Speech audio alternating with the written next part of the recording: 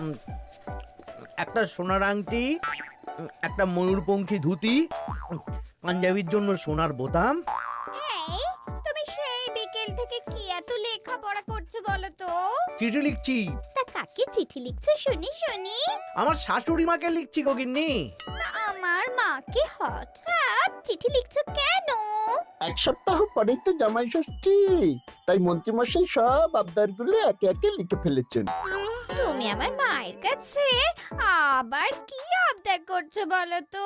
বেশি কিছু না, ওই আমাকে চিঠি পাঠিয়ে নিমন্ত্রণ করতে হবে, তারপর সাদা ঘোড়ায় করে নিয়ে যেতে হবে আমাকে, 3 দিন আদর যত্ন করে খাওয়াতে হবে, সোনার আংটি, ময়ূরপঙ্খী ধুতি, সোনার বোতাম, গলার হার, এই সব উপহার দিতে হবে। তুমি কি পাগল হয়ে গেছো? আমার মায়ের কাছে এত কিছু হ্যাংলার মতন চাইছো কেন? দেখো গিন্নি, আমি তো কৃষ্ণনগরের মন্ত্রী, আমার তো একটা আভিজাত্য আছে। আমাকে এরকম রাজকীয় ভাবে নিমন্ত্রণ না করলে আমি এবারে মানবো না। আমার মা এসব পারবেন না। আমি ওই শুধু আম, লিচু, কাঁঠাল খেয়ে জামাই ষষ্ঠী কাটাতে পারবো না। তাহলে তোমাকে যেতে হবে না, আমি একাই চলে যাব। এ কি, জামাই ছাড়া জামাই ষষ্ঠী? হ্যাঁ হ্যাঁ, আমি আগামীকাল সকালেই চলে যাব। এই পোড়া কপালের সংসারে যত কম থাকা যায় ততই ভালো।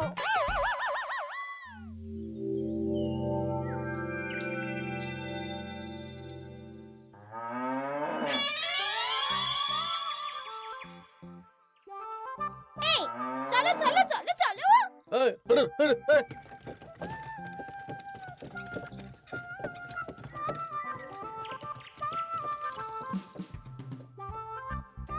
এটা আমার সাথে কি হলো রে বটা ঘটা? লোভে পাপ আর পাপে চাপ হয়ে গেল।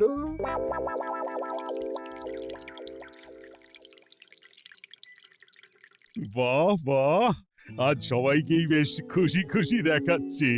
সামনেই তো সবাই শ্বশুর বাড়ি খেতে যাবে, তাই মুখে এত হাসি খুশি ভাব মহারাজ। হ্যাঁ, পরের সপ্তাহেই তো জামাই ষষ্ঠী। তা মন্ত্রী, তোমার কি খবর? আমারও ভালোই খবর। তুমি এত চুপচাপ কেন?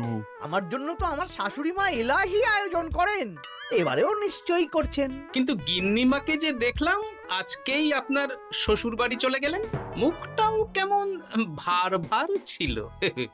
আপনার সাথে ঝগড়া হয়েছে নাকি? এই না না, ঝগড়া কেন করতে যাব? আমি তো গিন্নির সাথে মিষ্টি সুরে কথা বলি। তা গোপাল, তোমার কি খবর? আমার আর কি মহারাজ, এখন তো আর আমি জামাই ষষ্ঠী যাই না, আমাদের নিজেদের মেয়ে জামাই আছে, তাদের নিয়েই ব্যস্ত থাকি। ও, তাই এবারে তারা আসছে তো? হ্যাঁ, আমার গিন্নি তো তাদের জন্য অনেক ভাবনা চিন্তা করে রেখেছে। ওই আম, কাঁঠাল, লিচু তো আছেই, তার সাথে ওই ইলিশ মাছ, কাতলা মাছ, 5 রকমের সবজি, 2 রকমের ডাল, আরো কত কি। বাবা বাবা, বেশ বেশ, তাহলে তোমাদের সবার জামাই ষষ্ঠীতে ছুটি থাকবে। সব কেনাকাটা করতে হবে তো।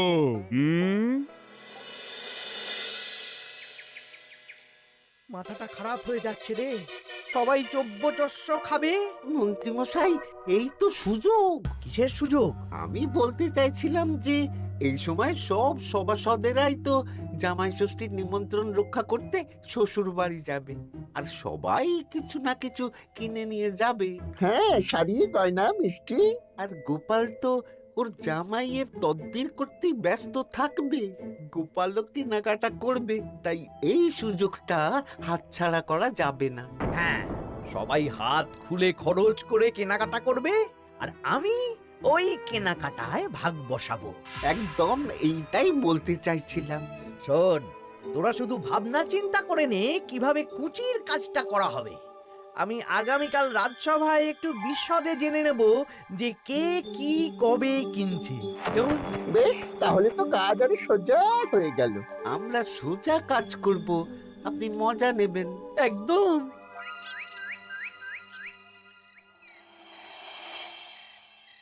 এই, কি বলছি শোনো না। মুখ চলছে, কান খোলা। বলে ভালো। আমি আমাদের জামাইয়ের জন্য একটা আংটি আর মেয়ের জন্য একটা নাক ছাবি বায়না করে এসেছি। হ্যাঁ, মানে মানে তুমি আগামীকাল সন্ধ্যাবেলা দাম মিটিয়ে দিয়ে ওগুলো নিয়ে আসবে, কেমন? ওরে বাবারে কি হলো গো? ষাট ষাট কি হলো?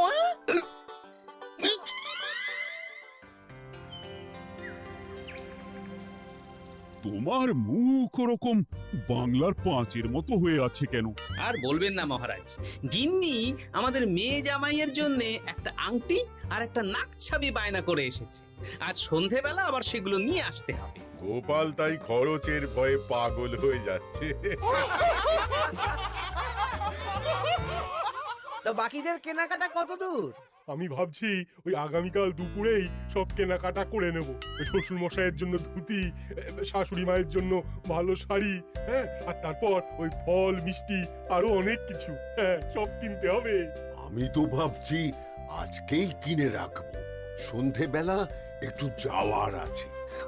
আমি তো বিয়ে করিনি, তাই আমার জামাই ষষ্ঠী নেই। আমি তাই হাত গুটিয়ে বসে থাকবো।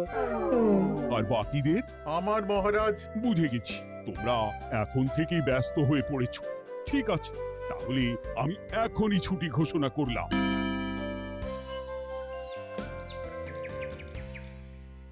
আরে আমার আজকের ভাগ্যটা এতটাই চওড়া যে রাজসভায় শুরুতেই ওই আলোচনা শুরু হয়ে গেল। মানে মানে গোপালের মুখ ভার ছিল, নিজেই কারণ বলে দিল যে আজকে সন্ধ্যাবেলা জামাই আর মেয়ের গয়না কিনতে যাবে। আচ্ছা, আর বাকিরা? বাকিদের ব্যাপারও জেনে নিয়েছি। আমি একটা তালিকা বানিয়ে রেখেছি। কিসের তালিকা? এই যে কে কখন কি উপহার কিনতে যাবে। আরে বাস, তোরা দিনে রাতে চুরি কর, বুঝলি, সারা রাজ্যে চুরি কর। রাঘব বোয়ালের খবর তো আমি দিয়েই দিলাম। এর সাথে সাধারণ প্রজাদের ঘরেও চুরি করব? একদম। মন্ত্রীমশাই, এবারে হিসেবটা 50-50 হবে তো? মানে ওই আমরা যা চুরি করে আনবো তার অর্ধেক আপনার আর অর্ধেক আমাদের। কারণ এবারে তো আর গিন্নিমা নেই, তাই আপনার খরচ নেই। এই তোরা কার সাথে কার তুলনা করছিস? আমি এই রাজ্যের মন্ত্রী, তোদের কাজ দিচ্ছি, এটাই তোদের অনেক ভাগ্যের ব্যাপার। হ্যাঁ না, হ্যাঁ, যা পাওয়া যাবে তার 80 ভাগ আমার আর 20 ভাগ তোদের। তোরা দুজনে ওই 10-10 করে নিস, যদি না পোষায় বলে দিস। আরে বাবারে, না না, ঠিক আছে, আপনার শর্তেই রাজি। তোরা চুরি করবি মুখ ঢেকে বা মুখে কালো রং করে, আর গায়ে হাতে তেল মেখে নিবি, ভুলিস না। আচ্ছা মন্ত্রী মশাই, মনে থাকবে। বুঝলে রানী, আমি সব সভাসদদের আজকে থেকেই জামাই ষষ্ঠীর ছুটি দিয়ে দিয়েছি। ভালোই করেছেন, চলুন না আমরাও আগামীকাল বেরিয়ে পড়ি। হ্যাঁ, তাহলে তো ভালোই হয়।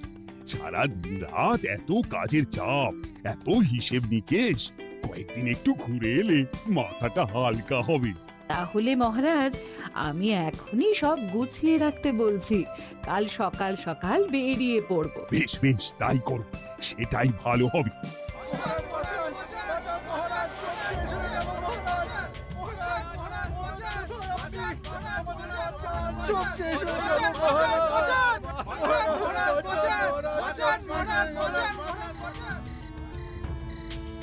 আমি তো আমার শ্বশুরের জন্য একটা পাঞ্জাবি কিনে এনেছিলাম, জানলা দিয়ে চোর শিখ বাড়িয়ে ওই নতুন পাঞ্জাবি চুরি করে নিয়ে পালিয়েছে। আমিও একটু আগে ওই দুটো থলে নিয়ে কেনাকাটা করে ফিরছিলাম, তারপর দেখি দুদিক থেকে দুটো কালো মতন মুখের লোক এলো আর ছোঁ করে আমার হাত থেকে দুটো থলে নিয়ে পালালো। ছি ছি সেনাপতি, তুমি না আমাদের রাজ্যের সেনাপতি, আর তোমার হাত থেকে চুরি হয়ে গেল? দুটো চোরকে ধরতে পারলে না? অনেকক্ষণ ছুটে একটা চোরকে ধরে ফেলেছিলাম মহারাজ, কিন্তু ওর হাতে এত তেল মাখানো ছিল যে যেই হাতটা ধরি অমনি পিছলে পালিয়ে যায়। মহারাজ, আমার তো বাড়ি থেকে দুটো পাতা কাঁঠাল নিয়ে পালিয়েছে, সাথে একটা রূপোর বাটি। ভেবেছিলাম এই বছর জামাইকে রূপোর বাটিতে পায়েস খাওয়াবো, কিন্তু সর্বনাশ হয়ে গেল। বলো কি? আমি তো ভাবছিলাম কালকেই নিজের শ্বশুর বাড়ি চলে যাব, কিন্তু এই পরিস্থিতিতে কি করে আর যাব বলো তো? শোনো সেনাপতি, সবাইকে বলে দেবে আগামীকাল রাজসভায় আসতে, আর রাজ্যে সুরক্ষার ব্যবস্থাও বাড়িয়ে দাও। আচ্ছা মহারাজ। বলি দামটা আর একটু কমাও না। না না না, এর চেয়ে কমে দিতে পারবো না। তুমি যা বলছো তাতে শুধু আংটি হবে, কিন্তু নাক ছাবি হবে না। আরে বাবা, আমার এখন হাত টান অবস্থা, তুমি বোঝার চেষ্টা করো। এক কাজ করো, আমাকে আমাকে তুমি ধারে দিয়ে দাও। আমার কাছে গয়না কেনার একটাই মূল মন্ত্র, আজ নগদ কাল ধার। হয় নগদ দাও, নইলে খালি হাতে যেতে হবে। বেশ, আমি তাহলে কালকেই আসবো, ধারে নিয়ে যাব। হ্যাঁ, বাবা রে বাবা, কি শেয়ানা বুদ্ধি! উহ,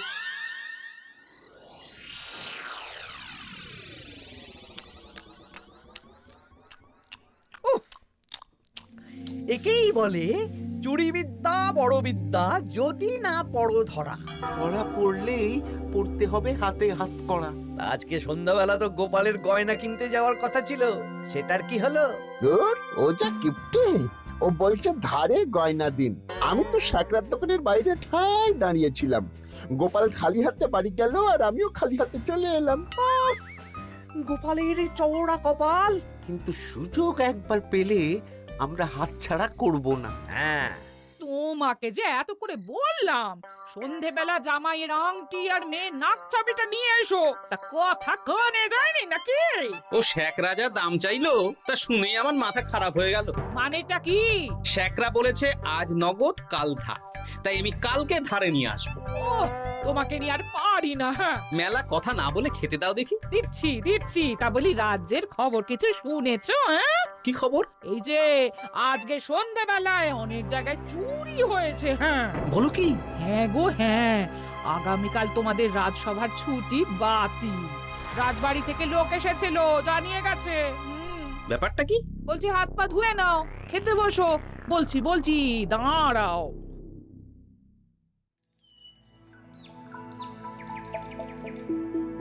রাজ্যে এতগুলো লোকের বাড়ি থেকে চুরি হয়ে গেল। ভগবানের অশেষ করুণা মহারাজ, আমার বাড়ি থেকে এখনো চুরি হয়নি। হয়নি তো কি হয়েছে, হবে। তোমার বাড়িতেও চুরি হবে। বাবা, মন্ত্রীমশাই, আপনি কি আগে থেকেই জানেন নাকি যে আমার বাড়িতেও চুরি হবে? তা চোর কি আপনার মাস্তুতো ভাই নাকি? কি মন্ত্রী, তুমি কি চোরকে চেনো? সত্যি মন্ত্রীমশাই, আপনি চেনেন? চেনেন? না মানে এই চিনি না, আসলে ইয়ে করলাম, মানে আন্দাজ করলাম। কোন যুক্তিতে আন্দাজ করলেন মন্ত্রীমশাই? না, আসলে যারা যারা এই বছর জামাই ষষ্ঠীতে যাচ্ছে বা জামাই আদরের আয়োজন করেছে, চোর বেছে বেছে তাদেরই চুরি করছে তো, তাই আর কি। ও, বুঝেছি।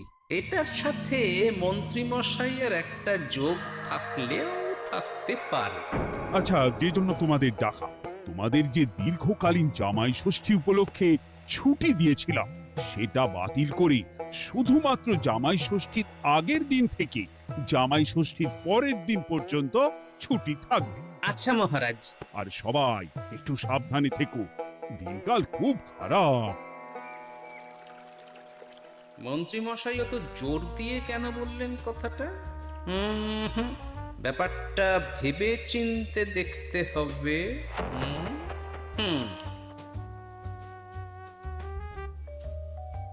এই তো পুটি, এই পুটি, শোন। বলো। বলছি, তুই বাড়ি যাচ্ছিস তো? হ্যাঁ গো দাদু। শোন না, তোর বাবাকে একবার দুপুরবেলা আমার সাথে দেখা করতে বলিস তো। আচ্ছা দাদু, ঠিক আছে, আমি বলে দেব। বেশ, এই তাড়াতাড়ি আসতে বলিস, কিন্তু বেশি দেরি যেন না করে। ঠিক আছে গো দাদু, বলে দেব।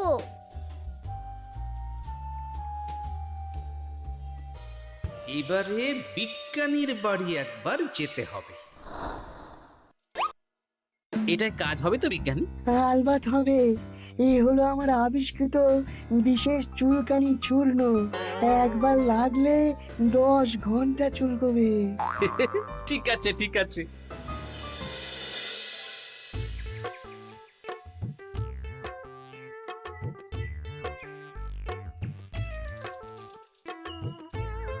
ও গোপাল দাদা, তুমি আমাকে ডেকেছো?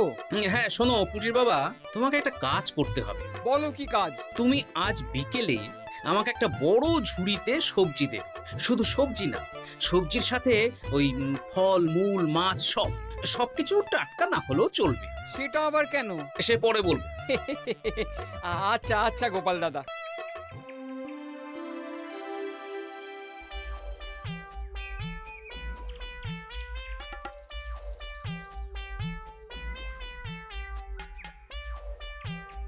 বাবা, পুটির বাবা এত শাক সবজি ফল নিয়ে বাড়ি যাচ্ছ নাকি? না না, গোপাল দাদার বাড়ি যাচ্ছি। জামাই ষষ্ঠীর এলাহি আয়োজন করেছে তো। ও তাই তো তাই তো, বেশ বেশ, যাও যাও যাও।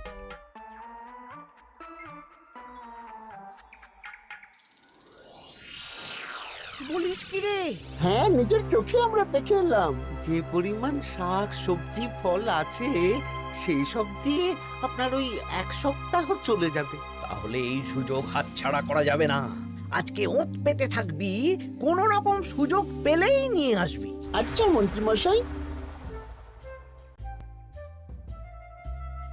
এই এসব তুমি কি মেশাচ্ছ ঝুড়িতে? হ্যাঁ, চুপ, এটা চোরের দাওয়াই। এখন এই ঝুড়ি এখানেই থাকবে। যদি মন্ত্রীর কথা মতন চোর বাবাজি নিলেই ফাঁসবে। যাও যাও, আমার জন্য একটু মুড়ি বাদাম নিয়ে এসো, যাও।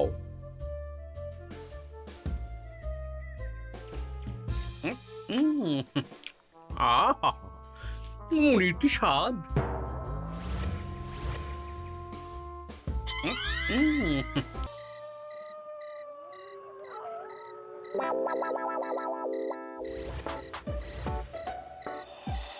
এই কটা সবজি ফলগুলো আমাদের জন্য অপেক্ষা করছে, দেখ দেখ।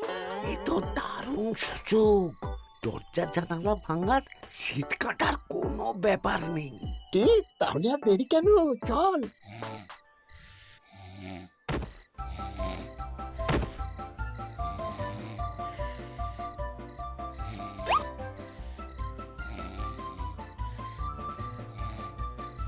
ওরে বাবা রে, কি চুল করছে রে?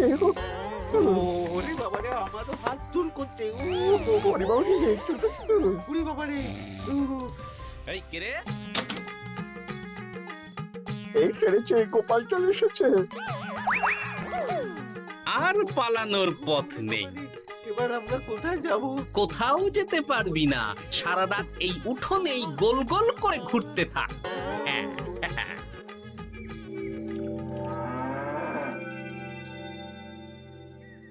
ও এখনো বেটারা এলো না। ওরা ধরা পড়ে গেল না তো? ধরা পড়ে আমার নাম বলেনি তো? না না, আজ আর রাজসভায় যাব না। বলবো বলবো হ্যাঁ, আমার শরীর খারাপ, আমি চুরির কিচ্ছু জানি না। হ্যাঁ,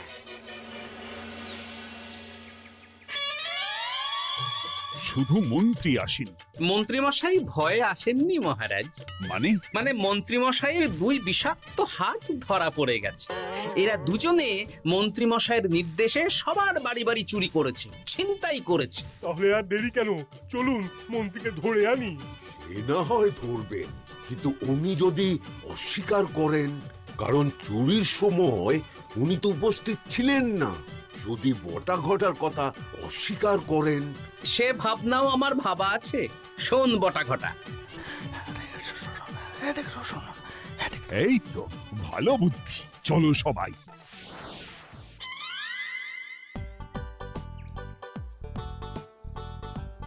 ও মন্ত্রী মশাই, আরে বটার গলা না?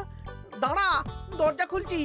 না না, খবরদার না, এখন দরজা খুলবেন না। আরে কেন? দরজা খুললে কি হবে? বলছি তো খুলবেন না, আমরা এখান থেকেই কথা বলবো।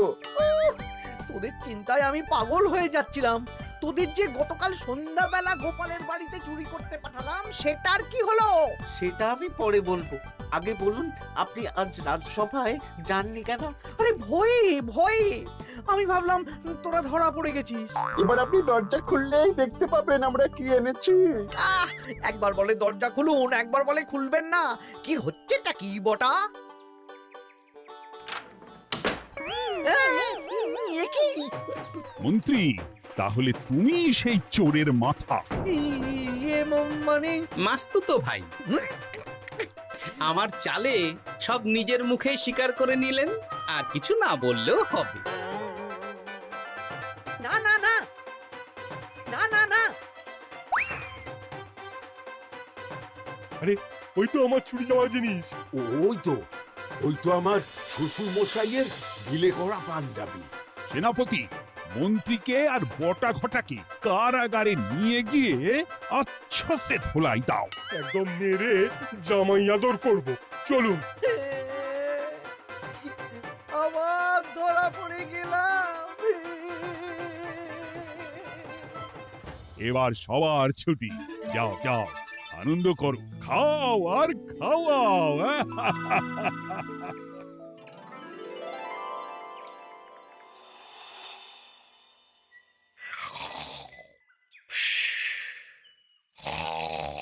কি গো, বলি বেলা তো অনেক হলো, উঠবে তো নাকি? কাল সারা রাত যা ধকল গেছে, তাই একটু বেশি ঘুমিয়ে পড়েছিলাম।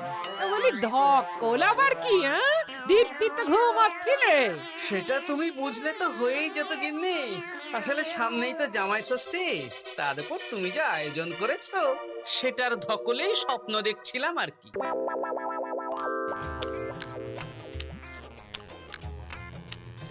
জমানো দই জমজমাট খাবার, দারুণ হয়েছে রান্না। জমজমাট জামাই ষষ্ঠী, শুরু হবে আমার কান্না।